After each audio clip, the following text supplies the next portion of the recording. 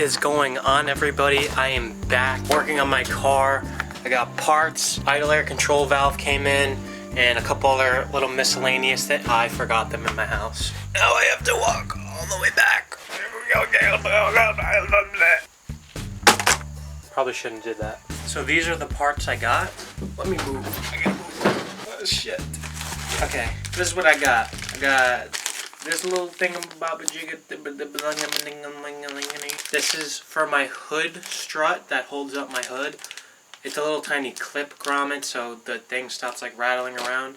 So I'll put that in a second. And this right here is the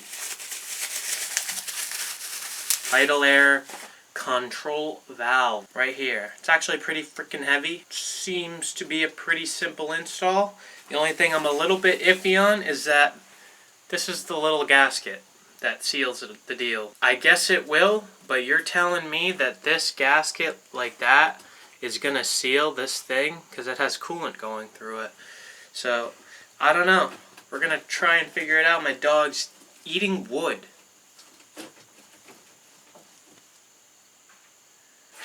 He just destroys everything. God damn it. God, son of a... No, but all seriousness though, like, the car could possibly run. I'm going to try to get it done today. I have to do something at 5. It's 2. So I'm going to test my luck and see if I can bang this thing out real quick. Now I can't put the strut on because I have a camera in the other hand. So this little grommet piece that I have goes right there, and so this doesn't just like move around and stuff. So let me put that in real quick. And installed. That shit don't move nowhere. So the throttle body is off, and there's the idle air control valve. I'm going to disassemble it. I'm pretty sure these two things are coolant lines, and these are just Phillips head screws, which they are. And yeah, I'm gonna take this off and let's hope for the best. Let's hope that was the problem. That actually literally took me 5 minutes to take apart. I'm getting better.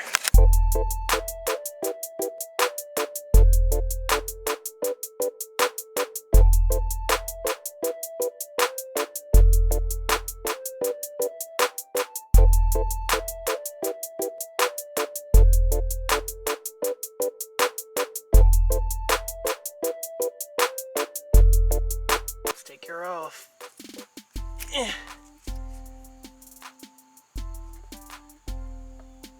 Okay, it looks alright. Let me diagnose some stuff. I'm gonna go to the hardware store real quick. What? I'm gonna go to the hardware store real quick and get these new bolts. Well, I'm gonna get the bolts for this because I'm just gonna go to the hardware store. Alright, I got my bolts and washers, so let's continue. Alright, everything's back together. All I gotta do now is put the intake back on and let's see. I really hope that that does it. Alright, here goes nothing.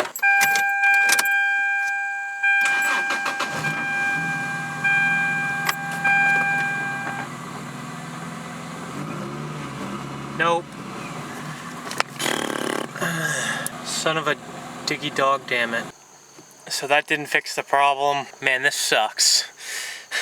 I can't even use the diagnostics port because it's not throwing a check engine light, so I don't know.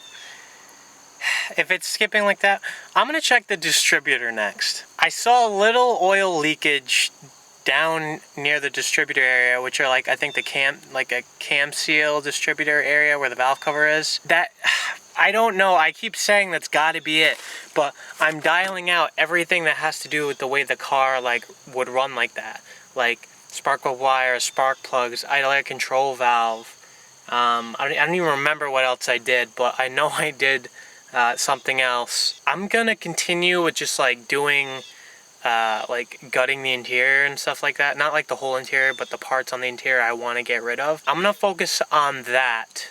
I'm probably gonna pick this video up tomorrow. Same video, but just different day. I'm going to see...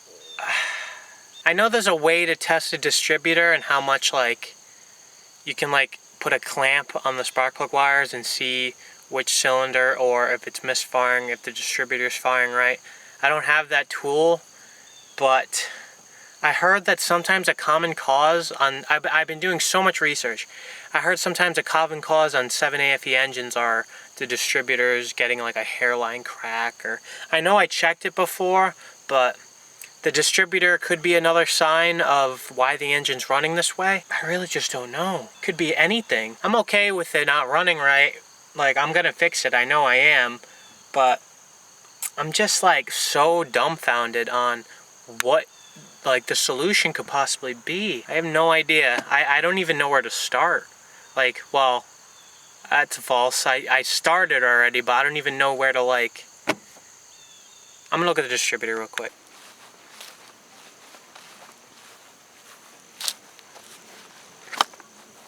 Damn it.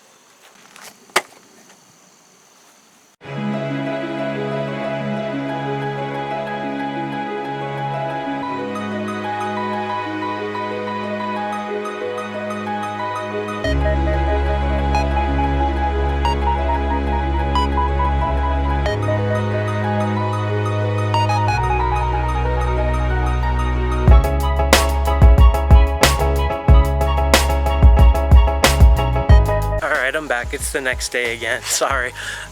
It was thunderstorming. I think it's supposed to thunderstorm again. It's getting pretty humid.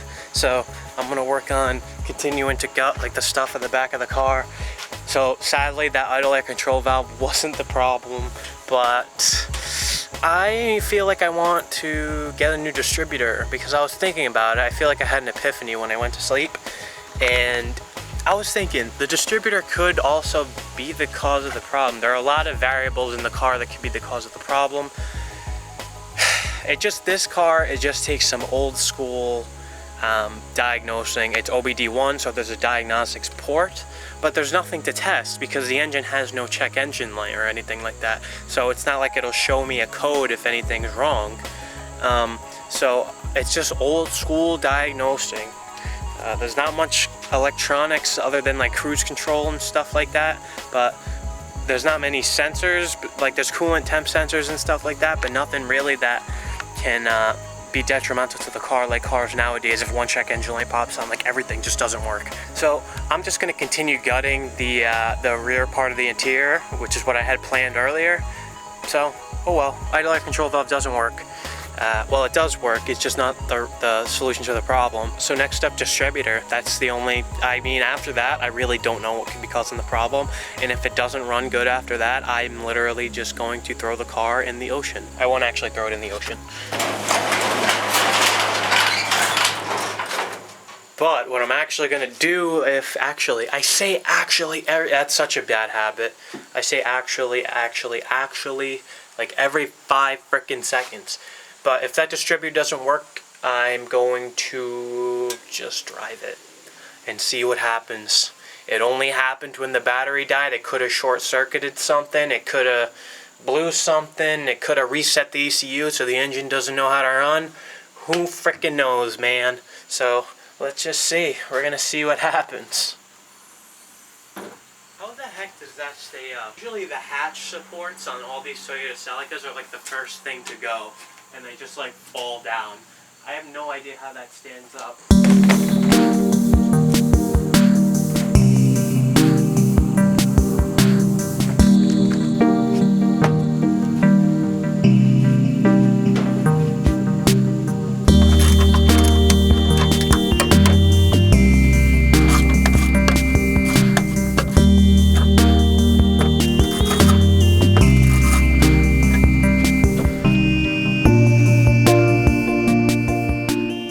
So the entire rear half of the car has been gutted. I took those panels out. I left the speakers in just for now. They work, might as well use them. It's not like this car is in a super competition like form, but as you can tell, it's pretty dirty. There's a lot of junk here, and I really just want to clean this up. I'm going to vacuum it first and then go over it with some cleaner. And I don't know what this is, but this is like stuck to the bottom, but I'm going to get a flathead screwdriver and chip that away and clean it up.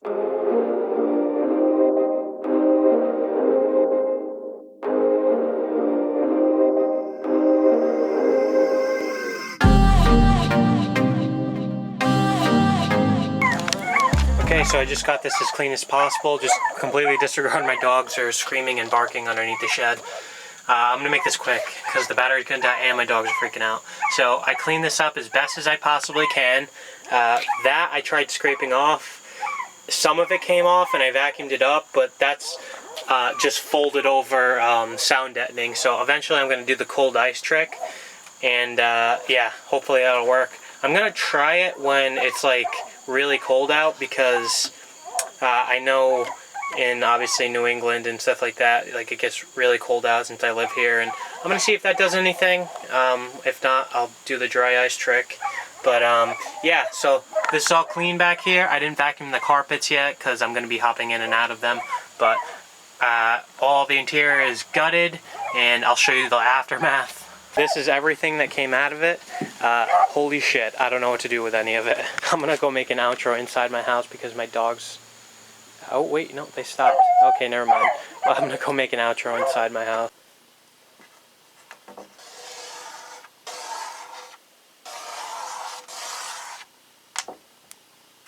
Thank you everyone so much for watching this episode.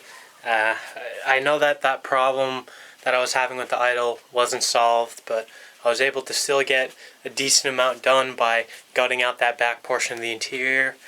Next time I'm going to be trying to... I really don't know. My videos are very unorganized, I feel like, because there's just like a bunch of stuff to do. Yes, I need to focus on one, but I feel like I just want to like get a bunch of things done at once, but I need to focus. So in the next episode, I'm probably going to see if I can swap the passenger seat and the driver's seat together.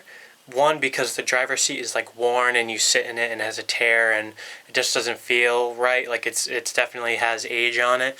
But the passenger seat feels brand new. So I'm wondering if I can just like swap the passenger seat brackets and stuff with the driver's seat, and like still have the adjusters work and everything like that. So I'm probably going to do that. I might do some more stuff on the interior. I might be removing unneeded stuff because that's still on the list of things that I need to do. But yeah, thank you everyone for watching, and I almost just... the way I said that was like weird. Thank you everyone for watching. Thank you everyone for watching, and you know, catch me in the next video. Peace out. God bless. See ya.